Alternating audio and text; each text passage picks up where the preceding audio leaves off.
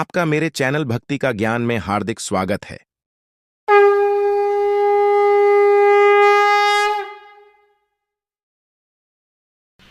पापी व्यक्ति का बुरा समय कब से शुरू होता है? आज की वीडियो सभी के लिए बहुत ही महत्वपूर्ण होने वाली है, जिसमें बताया गया है कि पापी को उसके पाप की सजा कब मिलती है। अक्सर हम लोगों से कोई ना कोई पाप बनता ही रहता है। कुछ लोग तो ऐसे होते हैं जिनकी पूरी जिंदगी ही पाप से निर्मित हुई है, उनकी पूरी दिनचर्या ही पाप कर्म से बनी हुई है, जिनका परिवार ही पाप की कमाई से पल रहा है और वे अपने आप को सुखी महसूस कर रहे हैं, जिनके पास धन दौलत की कोई कमी नहीं है। दूसरे देखने वाले लोग भी सोचते हैं कि यह व्यक्ति अधर्म करके भी कितना सुखी है। वैसे ही लोग कहते हैं कि पाप का फल बुरा होता है, इसका तो कभी बुरा होता ही नहीं, ये तो दिन दूना रात चौगुना बढ़ता ही जा रहा है। भगवान ऐसे पापियों को सुखी क्यों रखता है? तो आइए आपको सब कुछ समझ में आ जाएगा इस दृष्टांत के बाद। तो चलिए वीडियो में बने रहिए वीडियो की समाप्ति तक। एक बार एक गांव में दो सेठ रहते थे। एक सेठ की दुकान परचूनी की थी और दूसरे की हलवाई की। दोनों की दुकानें आमने सामने थीं। उनमें से एक तो बड़ा ईमानदारी से अपनी सौदा बेचता था और दूसरा जो हलवाई था वो दूध में पानी मिलाकर बेईमानी और अधर्म पूर्वक व्यवहार करता था। थोड़े ही दिनों में हलवाई मालदार हो गया और ईमानदार व्यक्ति गरीब हो गया। वो गरीब व्यक्ति हर पंडित ज्ञानी से यही प्रश्न किया करता था कि धन कैसे होता है। उत्तर मिलता था कि धर्म से ही धन होता है।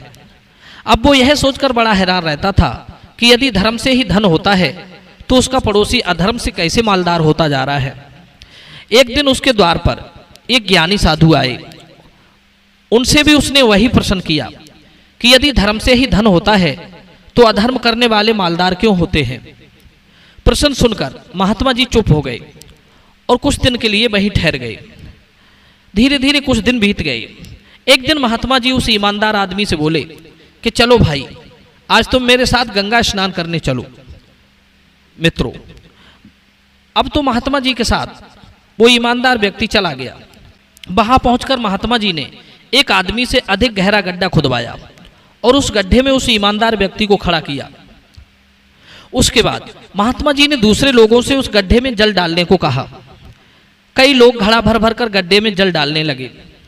100-200 घड़ा जल डालने के बाद पानी उस व्यक्ति की गर्दन तक आ गया। ईमानदार व्यक्ति बोला, महात्मन, अब यदि 2-4 घड़े और डलवा दिए तो मैं डूबकर मर जाऊंगा। महात्मा जी बोले, यदि 100 घड़ा पानी डालने से तू नहीं मरा तो अब 2-4 घड़े डलवाने से कैसे मर जाएगा। महात्मा जी बोले, चिंता ना करो, मैंने ये सब तुम्हारे प्रश्न का उत्तर देने के लिए किया था। इस जल की तरह पाप जब तक मनुष्य के कंठ तक रहता है तब तक पता नहीं चलता। जब आगे बढ़ जाता है तब दम घुटने लगता है, तभी उसका दुष्परिणाम मालूम पड़ता है।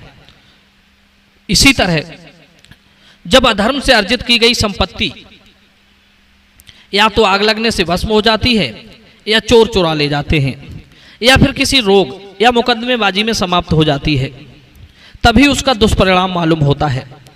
वास्तव में तो धर्म से ही धन की रक्षा होती है। पाप की सजा मिलने में उतना ही विलंब समझना चाहिए जितना भगवान श्री कृष्ण ने शिशुपाल को मारने से पहले किया था।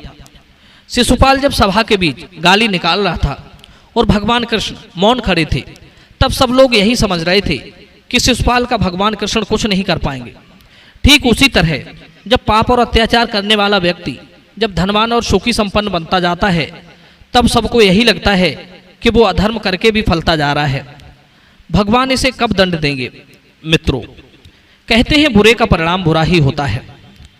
न्याय प्रक्रिया में थोड़ा समय लग सकता है, पर न्याय जरूर होगा।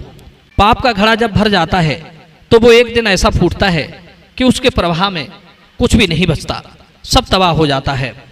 अत्याचारियों के विषय में कहा गया है कि जो दुष्ट दोषी होकर भी निर्दोष लोगों को कुपित करता है, वो सर्पयुक्त घर में रहने वाले मनुष्य की भांति रात में सुख से नहीं सो सकता।